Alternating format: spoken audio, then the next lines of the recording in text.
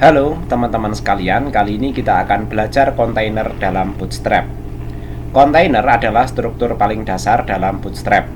Jika kita ingin memakai Bootstrap Grid System, seluruh kode HTML harus berada di dalam kontainer. Cara pembuatan kontainer sangat sederhana, cukup menggunakan atau menambahkan kelas kontainer ke dalam sebuah tag HTML.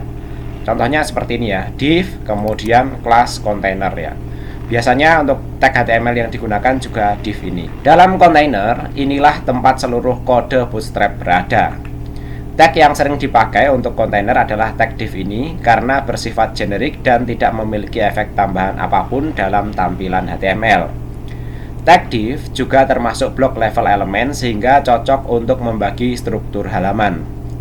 Tentu saja kita bisa memakai semantik tag HTML5 lain seperti artikel, section, span, atau blok level elemen lainnya.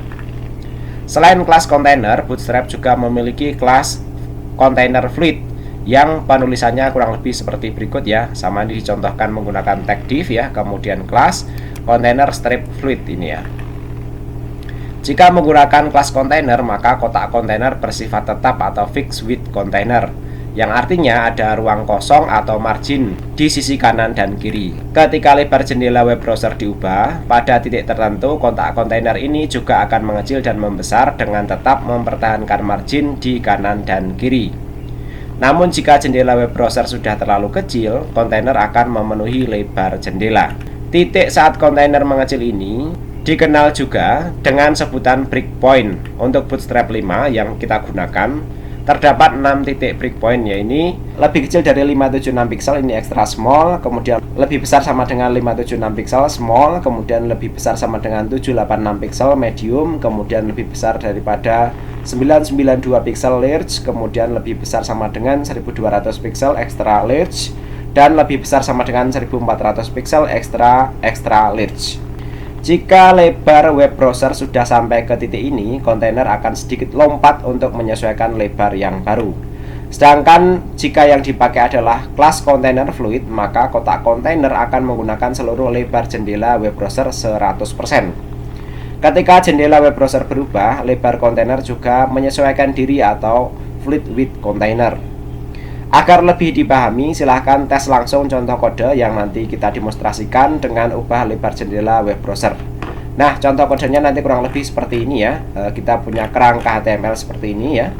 Kemudian kita panggil library CSS dari Bootstrap, begitu juga dengan library JavaScript dari Bootstrap. Kemudian kita styling ya sedikit ya di sini untuk tag div-nya ya. Backgroundnya kita tentukan warnanya seperti ini, kemudian bordernya kita tentukan warnanya seperti ini ya. Kemudian berikutnya kita kasih padding 0,4 em dan margin topnya 0,5 em ya. Kode CSS ini sebagai alat bantu supaya efek penggunaan kontainer nanti bisa terlihat. Setiap tag div akan memiliki background dan border berwarna abu-abu serta padding 0,4 em dan margin top 0,5 em. Nah, ini untuk elemen HTML-nya ini aja ya. Div yang pertama kelas kontainer ya. Kemudian yang kedua div container fluid ya. Ini untuk container fluidnya. Untuk hasil codingnya nanti kurang lebih seperti ini ya. Bisa kita lihat ya nanti ya. Coba ini kita kecilkan ya. Yang pertama untuk kontainer itu dia selalu memiliki margin ya, kanan kiri ya. Oke, kalau ini kita kecilkan ya, dia tetap akan memiliki margin. Sedangkan yang fluid dia tetap akan memenuhi seluruh lebar media yang dia gunakan ya. Yang fluid dia akan selalu seperti itu ya. Sedangkan untuk yang kontainer, kalau medianya sudah lebih kecil daripada breakpoint, dia marginnya akan hilang sepertinya. Nah, oke. Sebagai latihan ya, biar teman-teman lebih memahaminya ya, silahkan modifikasi kode yang kita bagikan ini ya agar menjadi seperti ini ya. Silahkan tambahkan dua elemen div ya. Yang pertama kontainer dan yang kedua adalah container fluid ya, dimana keduanya kita isi tag dalam baris yang cukup banyak seperti ini ya. Kemudian silahkan demonstrasikan ya, yaitu dengan mengecilkan dan melebarkan layar ya. Oke, nah seperti ini, dengan seperti ini harapannya teman-teman menjadi lebih paham. Demikian, terima kasih.